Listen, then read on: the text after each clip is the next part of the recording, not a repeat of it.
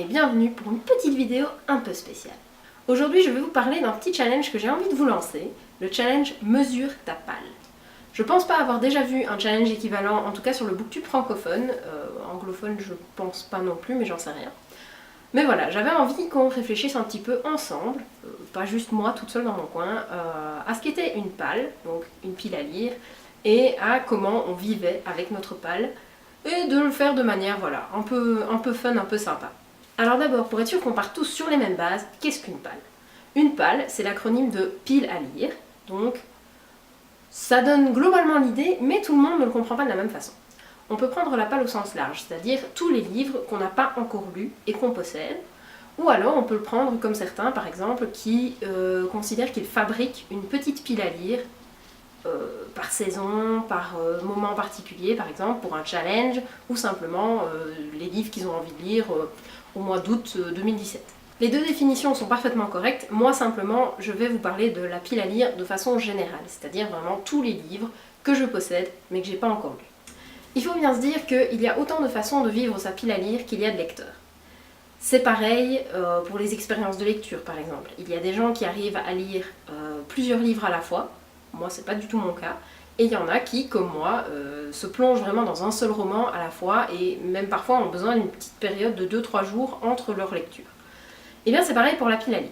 Certains vont avoir 4 ou 5 lectures différentes d'avance, certains vont, un peu plus dans mon genre, accumuler des livres parce qu'ils savent qu'un jour, ils savent pas encore quand, mais ils auront envie de les lire. Et ce qui est important de savoir, c'est qu'il n'y a pas de bonne ou de mauvaise façon de vivre sa pile à lire. Il y en a qui ne supportent pas d'avoir un livre d'avance et qui préfèrent justement aller acheter leur prochaine lecture dès qu'ils ont terminé la précédente, et voilà, se laisser porter un peu par l'envie du moment. Et il y en a d'autres, comme moi, que ça rassure d'une certaine façon d'avoir une pile de livres de genres variés, d'auteurs variés, qui peuvent voilà, coller à l'humeur dans laquelle on sera au moment où on aura envie de piocher dans cette pile une nouvelle lecture. Alors pour en revenir à ce petit challenge, c'est en fait une idée qu'on a eue à deux, moi et mon chéri. Parce que, disons que ma pile à lire à moi, je la vis plutôt comme une bonne montagne. Et je crois qu'il avait très envie que je prenne conscience de manière saine et pourquoi pas ludique de ce que représentait ma pile à lire et du fait qu'il faudrait peut-être que je me calme niveau achat. Alors, je ne vous en dis pas plus, je vous laisse regarder la suite et on en reparle juste après et je vous explique en quoi consiste le petit challenge.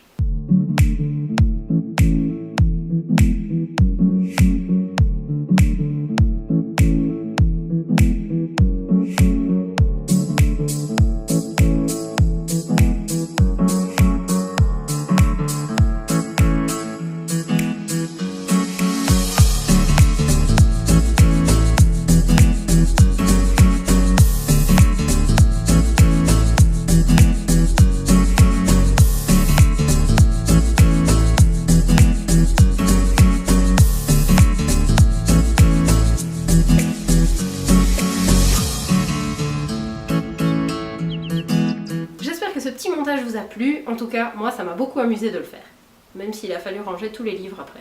On va passer maintenant à la partie explication de ce petit challenge. Donc comme vous l'avez vu, je me suis un peu mise en scène avec mes livres et je vais vous demander de faire la même chose. J'ai envie que tous à notre manière, qu'on ait une grande pile à lire, une petite pile à lire, quelle que soit la manière dont on le vit, on partage sur les réseaux sociaux, que ça soit une photo, une vidéo, un petit montage, pour expliquer, voilà, ma pile à lire, comment je la vis.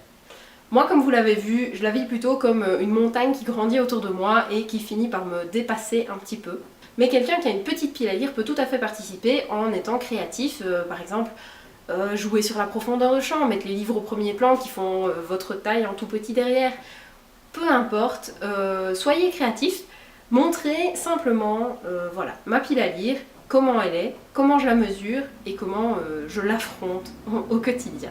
Pour qu'on puisse retrouver toutes les photos, les vidéos, voilà, toutes les idées créatives que vous pourriez avoir sur ce challenge Mesure ta palle, je vais lancer un petit hashtag sur les réseaux sociaux, donc ce sera simplement hashtag Mesure ta palle, je vais l'insérer quelque part par ici. C'est très simple en fait, il n'y a vraiment pas besoin d'avoir du matériel de fou, vous faites une photo avec votre smartphone, avec une caméra, Voilà, le but c'est vraiment de vous amuser, de prendre conscience éventuellement de tiens, je me rends compte que des amis à moi ont une grosse palle et moi je me rends compte que j'en ai pas du tout, ou enfin voilà. C'est vraiment, comment dire, c'est une façon de célébrer la diversité des lecteurs en se focalisant simplement sur un point, c'est-à-dire la pile à lire.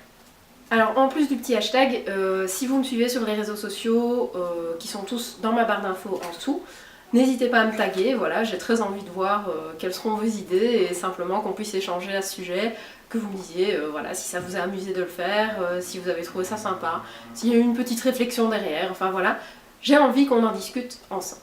Et même si vous n'avez pas envie de participer ou que vous vous dites voilà, moi j'ai une palle trop petite, ça m'intéresse pas vraiment, j'ai pas d'idée créative, ou si vous avez tout simplement pas le courage, si votre palle est trop énorme de sortir tous vos bouquins, vous pouvez tout simplement laisser un petit commentaire, que ça soit ici, que ça soit sur les réseaux sociaux, avec le hashtag aussi, et on peut en discuter tout simplement autour d'une bonne tasse de thé, pourquoi pas. Voilà, cette vidéo est terminée, j'espère que ce petit challenge va vous amuser. N'hésitez pas à le partager avec vos amis lecteurs, n'hésitez pas non plus à, comme je l'ai dit, le relayer sur les réseaux sociaux. Et pour le reste, on se retrouve en commentaire et n'oubliez pas de vous abonner à la chaîne. Salut!